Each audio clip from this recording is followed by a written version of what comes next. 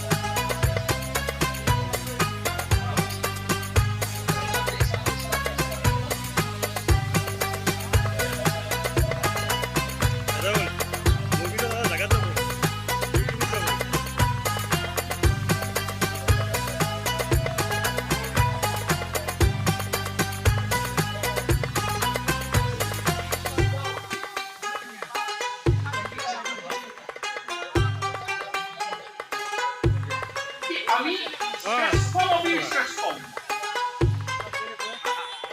পৃথিৱীত এনেকুৱা কোনো দ্বিতীয়জন মানুহ জন্ম হোৱা নাই মানৱ সভ্যতাৰ ইতিহাসত, যেতিয়াৰ পৰা আজিৰ দিন পৰ্যন্ত মুহাম্মদ সাল্লাল্লাহু আলাইহি ওয়াসাল্লাম ব্যক্তি তেওঁৰ বাহিৰে